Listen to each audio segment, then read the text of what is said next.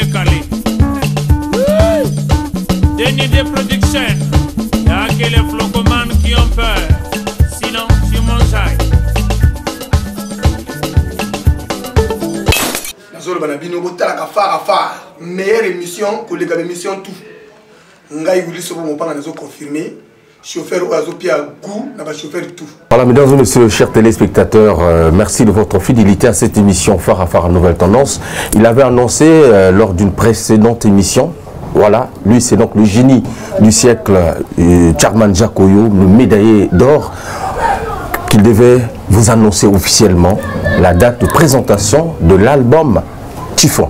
Cet album en tout cas qu'on va parler avec lui puisque la présentation est imminente. Président, bonjour. Bonjour, Vogel. Ça va? Parfaitement bien. Ok. On vient donc te surprendre à la maison et malgré tes multiples occupations, tu nous accordes justement cette opportunité de parler encore une fois de plus de l'album Typhon. Alors, qu'en est-il exactement depuis la sortie de ce dernier? D'abord, je te reconnais chasseur des images. Et tu es parmi les grands journalistes de la planète qui poursuivent et qui chassent l'image. Par contre, il y a d'autres qui sont assis, attendent que l'artiste vienne vers eux. Très bien. Là, il n'a pas assimilé les cours, soit de journalisme, soit de chroniqueur, bref. Donc, je suis très fier, très content que tu viennes vers moi. Parce que je suis en train de préparer le clip après la sortie de mon album Typhon. Mon album Typhon, bon, est sorti. Il est audio, mais pas visuel. C'est pourquoi nous nous attelons pour mettre sur le marché le clip. Le clip, le ou les? Mettre les clips. Parce qu'il y a quand même 5 titres là. Ouais, mettre au moins quelques clips. Et puis déterminer la danse. Qui est titrée Samado. Et j'ai toujours dit aux Congolais, j'ai prévenu les Congolais, il faut vous présenter auprès de votre médecin afin qu'il vous délivre le certificat d'aptitude pour articuler la danse Typhon. Parce que cette danse se situe au niveau de la ceinture pelvienne. Ouais, tu me dis le parler en français, que tous les musiciens comprennent qu'est-ce que c'est la ceinture pelvienne. Après on va descendre. Oui, mais pour expliquer à tout le monde. Prenez les interprètes. Bien. Ceinture pelvienne, donc au niveau des reins. Et si vous articulez brutalement cette danse, Samado, il peut avoir blocage de reins. Parce que le matin du dimanche, vous ne faites jamais les marches, non plus le footing. Vous êtes là, assis, vous mangez, vous buvez. Brutal, vous montez sur le podium, sur la piste, vous dansez Typhon avec sa rigueur. Je crains que vous veniez vers moi avec la police derrière parce que le rein est bloqué. Et voilà. Très bien. Comme il y a la rupture, très bientôt la torture, donc je crains que je sorte les petits typhons que j'ai réservés pour le pain et les arachides de mes enfants pour soit vous dédommager. Là, je ne suis pas d'accord, mais je reviens vers vous. Très bien. Merci, Président. Donc, Namnitoyo, pour Pessarabanamia, que posa chez le Président Charman, album Typhon, Calamité, et ça sur le terrain. Bon, et Bimaki déjà, mais présentation dans nos salités. Et prévoir présentation quand? La date, c'est pour quand? Et c'est un mingi, nanengo lobi na lingala. Parce que les musiciens belé, babuka biki.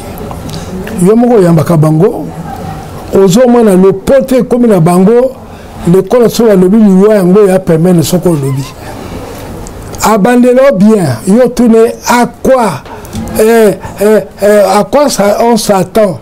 Bon, comment se comporte votre album? Il commence en français. Oui, Vogel, mon album, Yomoko, Yebi, Iron Tolingala. Bien. Donc c'est la cacophonie, on est pas d'accord. Donc comme tu es rentré en Lingala, pour moi c'est bien, pour le peuple profond, parce que ceux qui sont souvent dans les écalas, comme on le dit, oh babine on avait écala, la biso wa mingi yali kaka, bon bah quand tu là c'était un ngonza, le pont de Robinango, on a besoin de rencontrer classe parce que on a dit on a quatre vocal. Bon tout. Et il y a les bakoko, bayambo, batiki, et ils ont continué. Donc bakoko bayambo, on a côté l'école, à côté mais maïe le cas na Robina. Très bien. Donc on a na niveau nangai, na se peut que au bête à capé lingala, malgré que le poteau on a quand ça collé qu'on a, on a les caca na émission, il y a RFI, Claudicia. Voilà, bien le balai, hein. Merci, Président. Alors, tout le monde date où prévoir, il y a sortie officielle, il y a album, bon, du moins, autonomie, présentation officielle. On peut présenter dans la presse, la fan. Producteur Nanga Ezali Denide. D'accord. Non, samedi, tous les cas qui déjà n'est pas à Denide. Pour l'autre, tu as dit dimanche. D'accord. Tout le qui déjà qu'on l'a saillé, barré pour but tout ça là qui.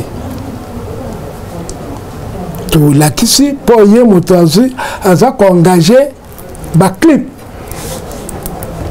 Pour studio tout bête là qui album oyo et à studio mon qu'on a niveau il y a Michael Jackson, n'a pas mis Jagger, bah son ya Bonyama. Donc tout boy le studio il y a ce mandat koyozo yemba le koyozo kitaka kamungongo zo beba o ah ba yembe mabe studio ane zo bongsa yo yemba au moins na kati ya appareil ya biso le kola boyo ba au niveau yo lori comme message ya zo l'action bereur so komi mabe albite ba koma ngengo yo studio ane yende ngwana très bien. Oyemi mabe albite ya ote orgam ya jonction na gamme. Il y a jonction na gamme. Métatron. Bon. Métronome. Voilà. Métronome balo métronome. Voilà. Claudicia na kosa.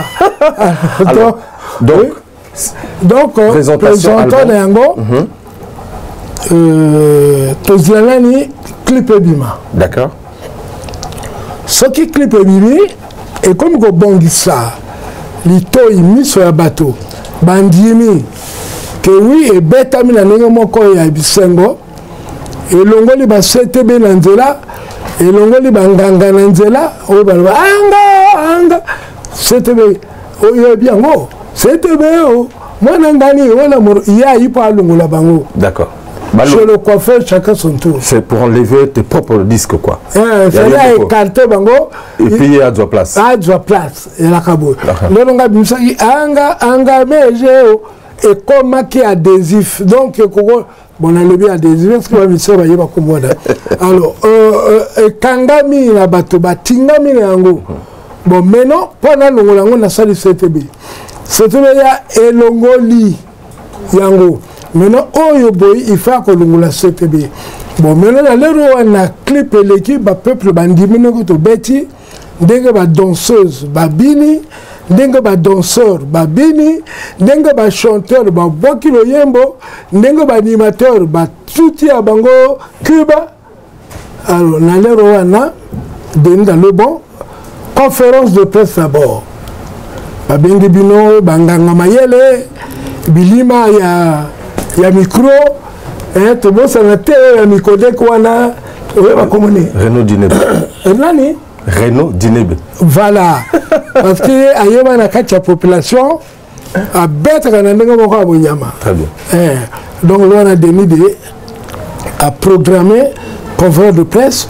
Là, on a tourné à Bino, tout, et après, on a mis sur Bino, on a dit bon, on a dit bon, maintenant, ouvrez le bal. Alors, je n'ai Tozana 5 titres dans cet album. Mal à l'aise, et sur la tangue rapidement, Mal à l'aise, Maman, à qui la faute, Kyria, ma fille, hein, Prudence et l'équilibre sont beaucoup clippés. Quelle chanson na o et tout na monia. Oyebi yango banzombo tu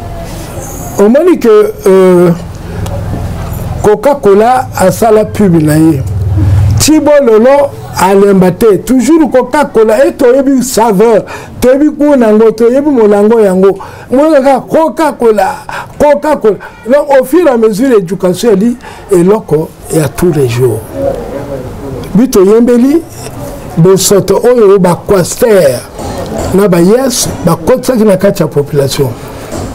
Yo kota, olobi ba na lingo ki uti awa na kombo, una uti na makelekele, na lingo kene na gare. Mais à quoi dribbler na ndenge na ye, même soit kitibino na ndela, a djongi lisusu ba client mususu. Donc c'était une ville, c'est une conduite sans loi. Et on n'a pas obligé na décrier yango na lobe ezafo. Mais quand on dit ba bus ya sika, bus même ya yo moto, au vando beli, au juma repos. Bus wana le jama kokoso et quand tu entretien ba passer ba terminer. C'est là le monde que demi tes réseaux silatés. Parce que bus go ça là tous les jours, le temps va ça mon entretien ba bus ba du repos ba côté ba garage. Mal à l'aise c'est Johnny sous la population et bango ba tellement fort. Donc on a un niveau abisso. Il suffit que le peuple aille que te de bango yo qui passe la place à bango et te sengi na babus na bayas ba tu ko tout ça peuple.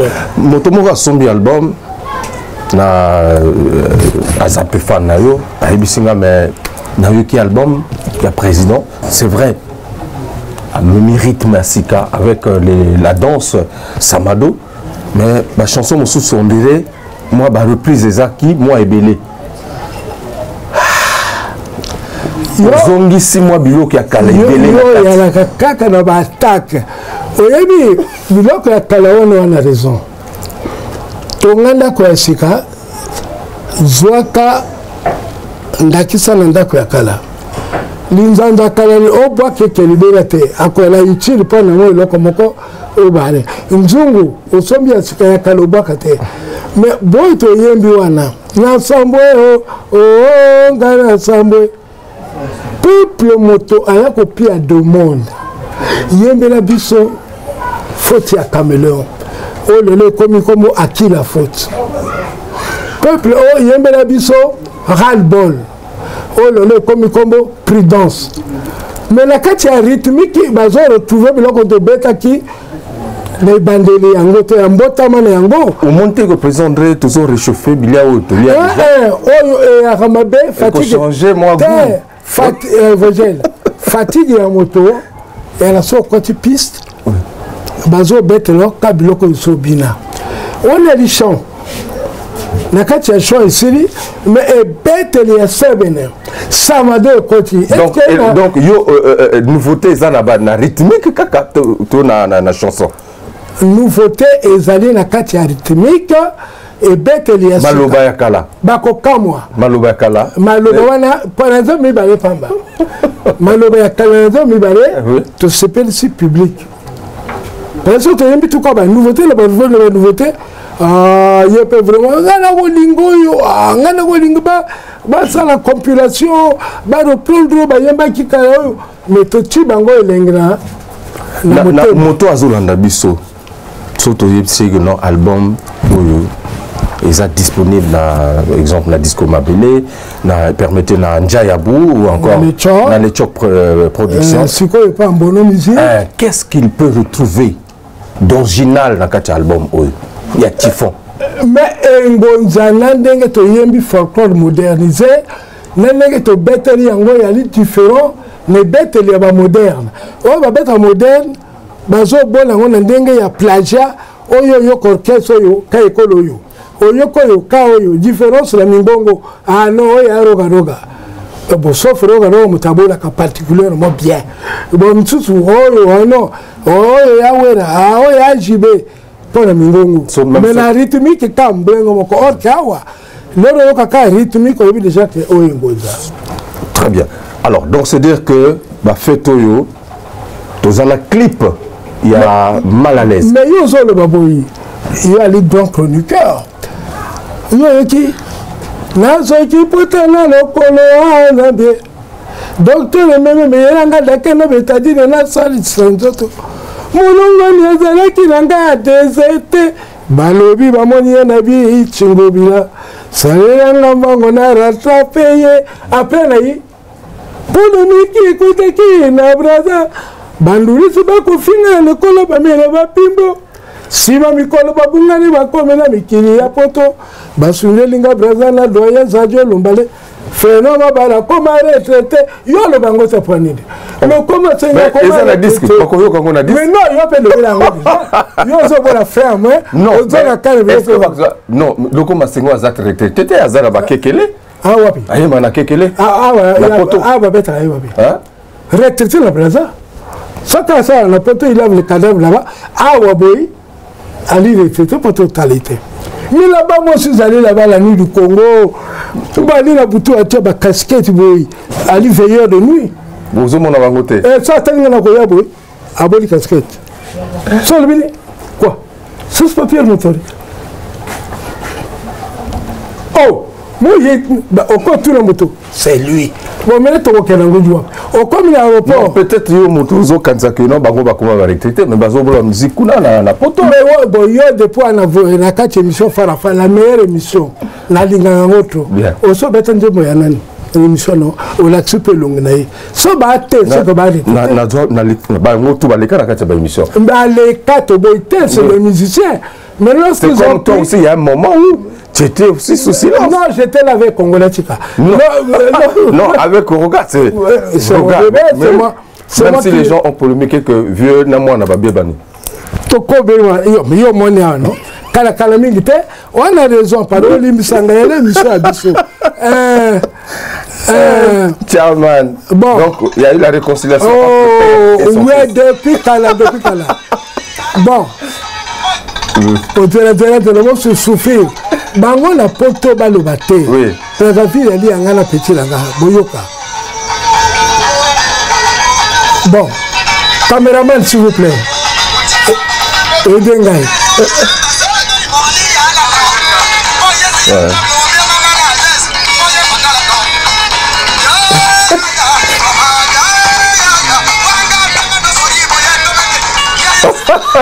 Merci beaucoup. Voilà, ben c'est très bien. Bon, to kabani wa.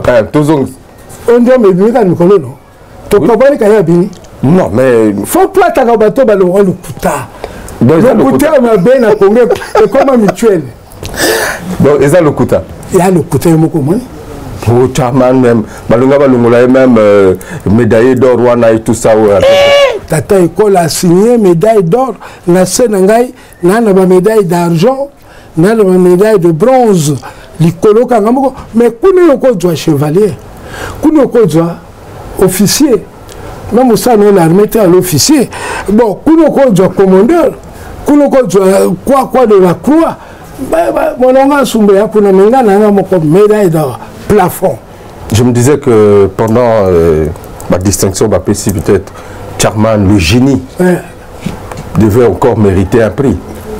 Mais oya siko li alignement sous un boulevard des allonges on est à Bango oya ngai parce que la carte médaille d'or oyo tangi na ko kufalelo famille nga ana bongo te l'état pour nga pour la comme déjà honorifié on a comme la distinction honorifique et tata école qui reconnaît mes prouesses mes mérites au niveau du médaille yo mo ali journaliste yo mo ya aussi. Le génie. Alors, je pense qu'on dirait groupe et comme Ozonga. Et comme Ozonga, c'est groupe Ezalaka Kaka. Présent. Problème est bon, Abisso, Mbonge Kimi. Mbonge Betaka footing, so il faut qu'il mate, pour si Bango est dur. Ah, toqué, tu lui rupture. Ok. Mais le monde s'est transformé comme une torture. Le docteur Yembango, beaucoup kamote. Bandi ko bolingo tozalaki na rupture siko tomoni ekomi torture awana ndako mwana melaka lisusu dutete premier bureau na deuxième bureau balimwe bipai nyonso na kokende o revient demain bapase komi mingi motuke kufi mosolo kozomba pièce te mawa mingi est-ce que zali rupture akanisi torture pasi batu bakomi kokima mabala fa mosolo ekimi moya kozo ezali te nzambe longola rupture Génie du sec. Je pense que le président Denis Abdallah, à c'est au studio, dit que vous devez soutenir. Oui, mais là, que bon musique, hein? Oui. La musique à Congo va trop vilain. Faut tout le bien. Musique, il faut la beau. Si tu n'es pas beau, tu as un âge où on est encore. J'ai 38 ans. Mais ceux qui ont la Côte là-bas, 60 ans. Ou Bangola de voilà pour l'âge qu'il a eu maintenant. Hein? Il y a 60 ans. Là, on a quoi 70 ans que l'année. Parce que au moins, il t'a levé beauté. Aucun arrivé à la Renault. Beauté. Le réseau, il y a un bâtonnaire, un régisseur, un caméraman. Beauté. Mais si tu es l'ongé, monsieur Ali, rigueur, et Bakoki, qu'on sombre, peut disque noté. Quand on a un kiosque, un disque, et belé comme soldé, est-ce que ton public te reconnaît encore en tant que chairman depuis que vous avez la terre? Bazo reconnaître yo. Mais quand babonzanga biloko belé ndako sokota kasomona biloko ba congélateur ni babonzi pona na beta kasute pona ni. Na beta kate pona ni. Na le gars ba ko finga. O so sira. Avia ga bana ba so excité ngai. Pona zongela bango. Mais mena ko nga zongeli bango. Comme on est sur comme zozalaki hein. Mais moi la porter bango plate ba de dommager ngate mbamba. Donc, moi, ça veut dire qu'à un moment donné, l'esthétique joue. J'ai des gens comme les adios, les grands sapeurs. Vous voyez bien, là, Amélie, la Moulato. J'ai des gens comme les Djerba. On a les Congolais, on a Outi, la Sume à Portugal. Donc, c'est des étrangers, on a formé la Linda, la Nakoyemba. Roga, bébé, à la qui n'a pas la chorale, la Duyé, la Kotier, la Katia. Typique, moderne, on a le qui rose, comme on a la guitare, quoi, charme, et bien la guitare qui t'a mon engagement soliste sur Abima Bandi. Soliste Abima Bandi, personnel, et à Kinzazi. Il bande, c'est comme on dit, trop prononcé. Nous rogaï, à yotelim sana keke. Donc ça veut dire que vous êtes génie. Oui. Mais bandé depuis au tchèque ils sont bouton. Au Djangana émission au sol Djaki déjà Munguna. Là nous on a collé le Sengo au pina comme Munguna. Là on a félicité au Lexi à Zofina. Là on a salaki. Mais ce que je dis sur le moto, je moto, comme les donc voilà ils ont une moto. Génie, c'est très bien. Alors pour conclure, pour justement descendre, qu'est-ce qu'on peut retenir justement de cet entretien? Non, on peut retenir que Charman est revenu, est redevenu, est revenu, est redevenu.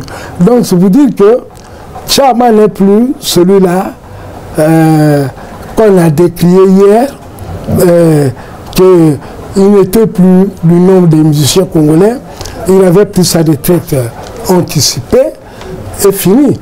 Donc là, grâce à toi, chasseur d'images, tu es venu pour comme annoncer à mon public que non, il est bel et bien présent et il frappe très fort, très fort. Hein, voilà. C'est ça le rôle de Vogel. Dans le bien, dans le mal, dans le pire, dans tout. Voilà, c'est Vogel. Très bien. Donc l'émission là est comme pour annoncer une bonne annonce que Charman reconfirme que l'album est bel et bien présent, reconfirme qu'il est en train de positionner déjà un film avec une nouvelle danse qui s'appelle Samado. Ma condition pour exécuter, articuler cette danse, il faut être muni d'un certificat médical d'aptitude. Et Samado, ça veut dire quoi? Samado, c'est le nom de la danse. De la danse. Mais qui veut signifier... Qui cache l'arbre, cache la forêt. On ne peut pas trop dévoiler. D'accord. Tu vois seulement dans les attractions de la ceinture péruvienne, tu sens qu'il y a quelque chose qui vient là. Tu connais ce que ça veut dire? C'est très bien. Alors, mesdames et messieurs, je vous demande donc de passer dans les discothèques de la place. Voilà, trouver cet album Maman du Forme. Un bonhomme musique. Voilà. Le Tchok, Mabélé, Edison Mabélé. D'accord. Bon, Foulangenge, Gildas. Bon, l'album a envahi presque toutes les discothèques de la ville. Okay. Je n'oublie pas l'apport de mes musiciens.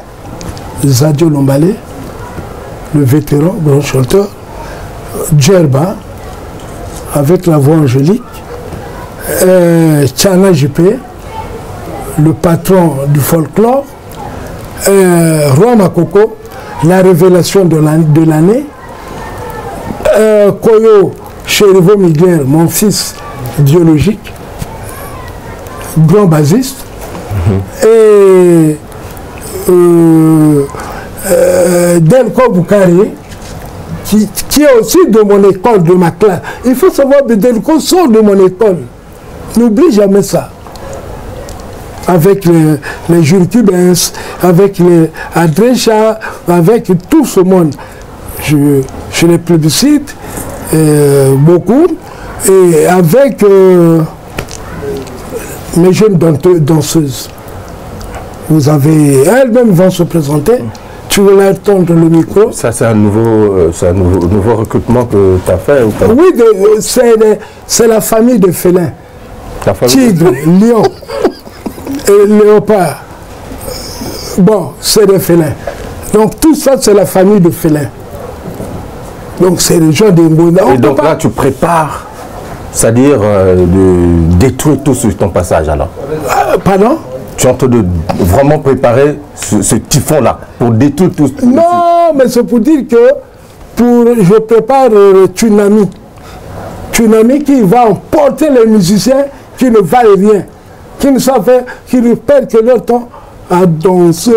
En dehors de ceux que tu as cités qui sont en Europe, ici, là, lesquels qui ne valent plus rien. Hein? Ici, il y a bon, cite-moi une mission que tu connais ici. Avec tout le respect que je te dois, je ne suis pas journaliste. Tchakma Jacob.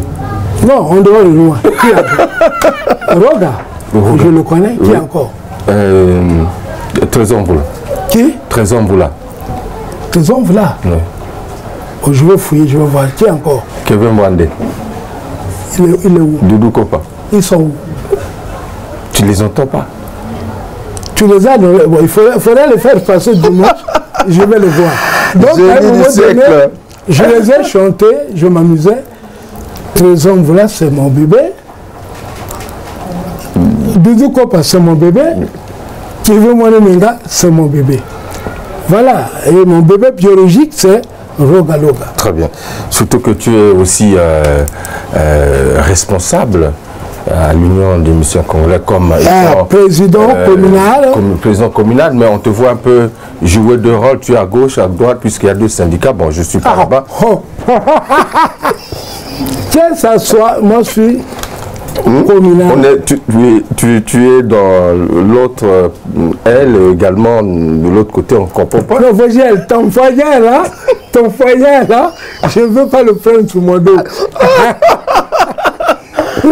Ton poignard. Voilà, j'ai mes hommes dehors. Oui. Ils pourront un à un se présenter. Ouais, prêter leur témoignage. Ok.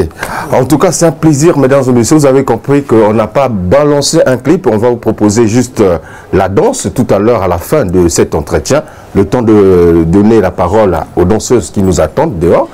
Président, en tout cas, c'était un plaisir. Hein? Si les autres qui Congo, Même que le bêtise nous a vendu news. Hein? Peut-être nous a vendu news. Ah, voilà. Ah, là, c'est un domaine. Voilà. C'est très bien. Mesdames et messieurs, voilà, donc c'était un entretien en exclusivité. Non, il y a un aussi qui est le DJ.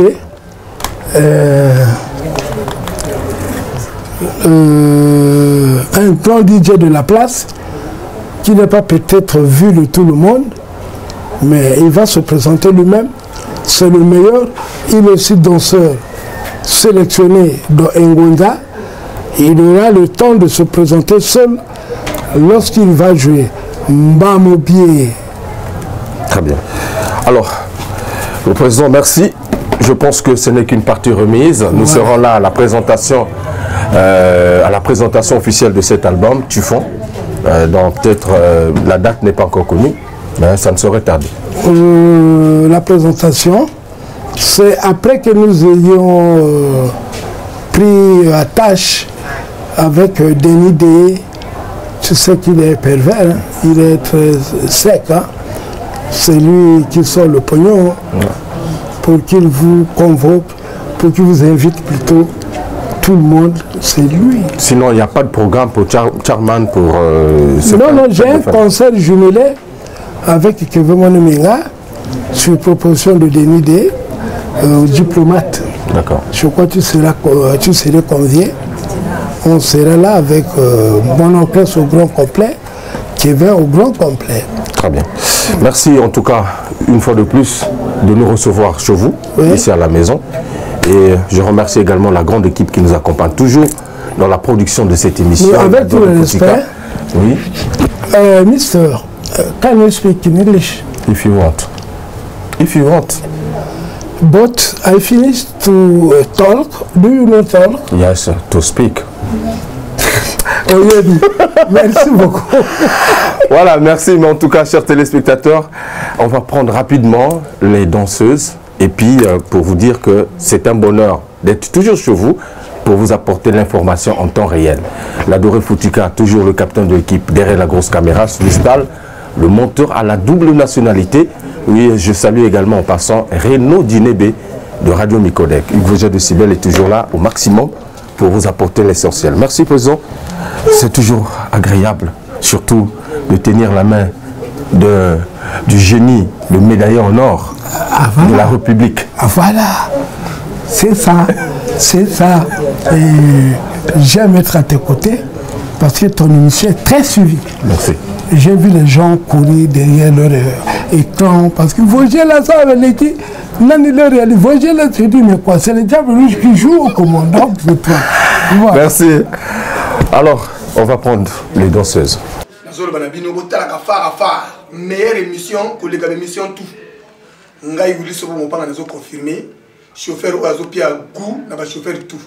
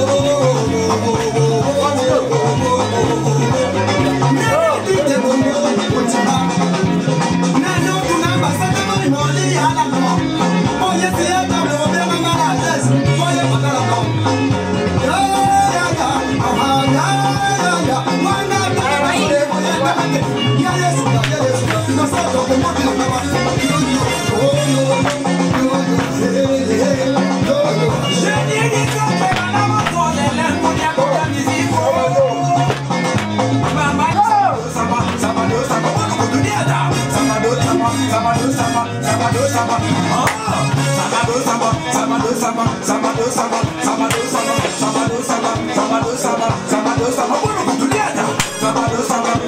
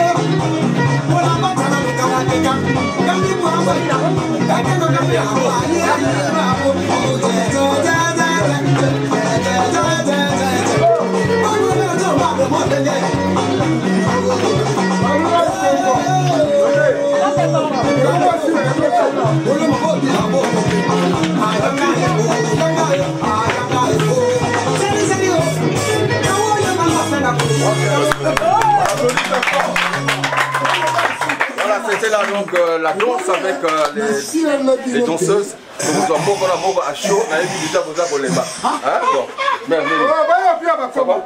Comment on a un an?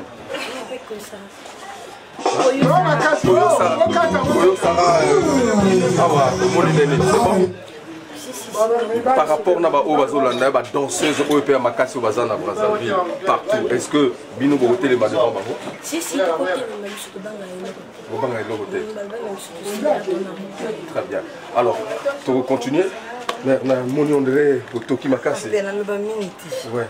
Nanga koso penser comme nanga artiste nanga muketu na adversaire ati ko sarabatu c'est vrai quoi donc ba obazola na yo na minute yo au défier bango na minute 1000 fois ati ba bana ngana dzenenzela ba mama ngashinga difo voilà yaka mère na ozamo musika yaka ba kotoyo na moni sourire toujours bien vraiment ya kitoko mara bieza ozobina makasi mais sourire na monoko mara bieza ifala bien kitoko alors na minute na moni danse moko beto wana danse moko wala ba rezo bouger mokili oya suka suka penda suka motako kana te tuba misika po minute ko mona ngai double sim na sala ba muka ba double. Donc côté la GAT, babane. Double sim na téléphone moko pour ça la tête. Mais ya ba côté na sentir alors public sur landa yo na mito. Toki na moni toki mini. Ah via mosalanda ba pesa motakola la dona donc aux autres défis ba moko. Vraiment, na tout. Na minute bazate. Ah bana. Samadou la kisi wana. Est-ce que bango ko bina? Ah ko kate ya la makila. Yala makila. D'accord. Comment nani? Comment la game milor? Comment la musique et ça? Tout dedans. Tout dedans? Oui, oui. On applaudit très fort pour. Alors on va prendre la dernière, elle est là. Elle est pratiquement la même taille que moi. Voilà. Comment Voilà, merveille. Merveille oui. Voilà, merveille oui. Voilà, vas-y. Pour on a ma bina maman mondiale qui na 4 mois na papier mokolo la toi formation par maman nga portia mukietunga na samado potika tama na sa l'époque na oya boy génie asa mokina ye amona biso pe to yati comment les kangi Voilà. mal les bloqué oya boy tama na sa mokina ila ngala baka bona pesa ba fa na nga tu ani nga mbota ba fa na paka mama na nga papa na nga mwana nga pesa ba tu ba business la no fort ba ta dire Merci.